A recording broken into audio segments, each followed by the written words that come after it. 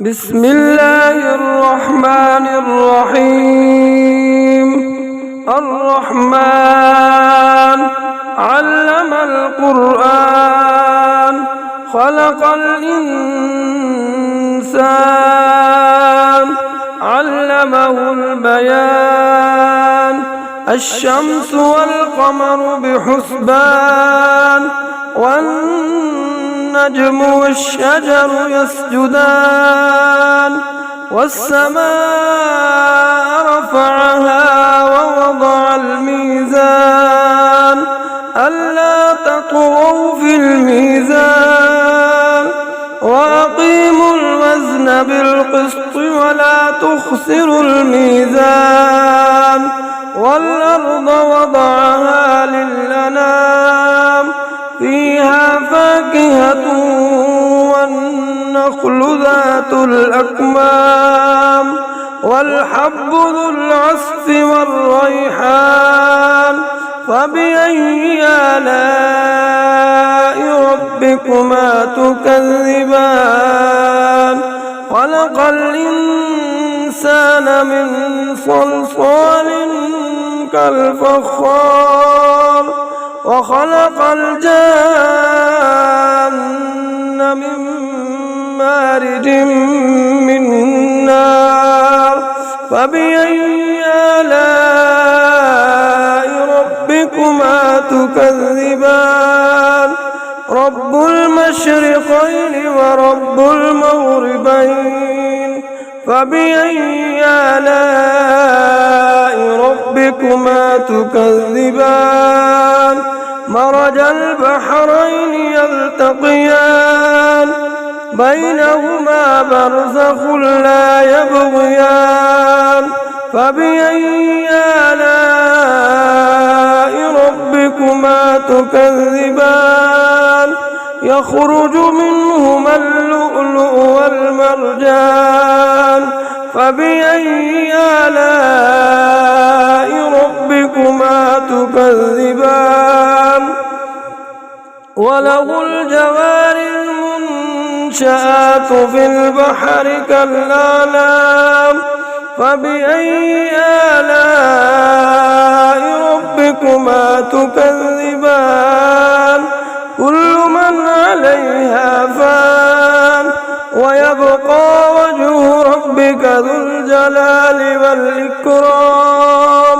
فبأي آلاء ربكما تكذبان؟ يسأله من في السماوات والأرض كل يوم هو في شأن.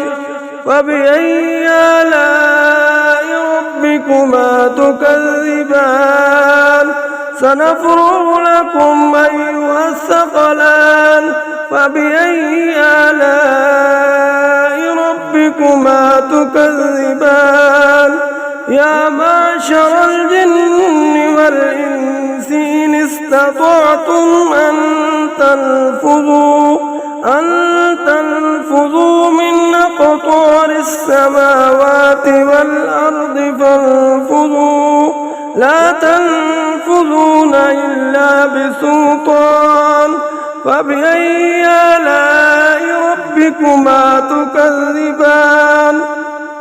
يرسل عليكما شواظ من نار ونحاس فلا تنتصران. فبأي آلاء ربكما تكذبان؟ فإذا انشقت السماء فكانت وردة كالدهان. فبأي آلاء ربكما تكذبان؟ فيومئذ لا يسأل عن ذنبه إنس ولا جان. فبأي آلاء ربكما تكذبان؟ يعرف المجرمون بسيماهم فيؤخذ بالنواصي والأقدام. فبأي آلاء ربكما ربكما تكذبان هذه جهنم التي يكذب بها المجرمون يطوفون بينها وبين حميم آن فبأي آلاء ربكما تكذبان ولمن خاف مقام ربه جنتان فبأي آلاء ربكما تكذبان ذواتا أفنان فبأي آلاء ربكما تكذبان فيهما عينان تجريان فبأي آلاء ربكما تكذبان فيهما من كل فاكهة زوجان فبأي آلاء ربكما تكذبان متكئين على فرش بطائنها من استبرق وجنى الجنتين دان فبأي آلاء ربكما تكذبان فيهن قاصرات الطرف لم يطمثهن إنس قبلهم ولا جان فبأي آلاء ربكما تكذبان كأنهن الياقوت والمرجان فبأي آلاء ربكما تكذبان هل جزاء الإحسان إلا الإحسان فبأي آلاء ربكما تكذبان ومن دونهما جنتان فبأي آلاء ربكما تكذبان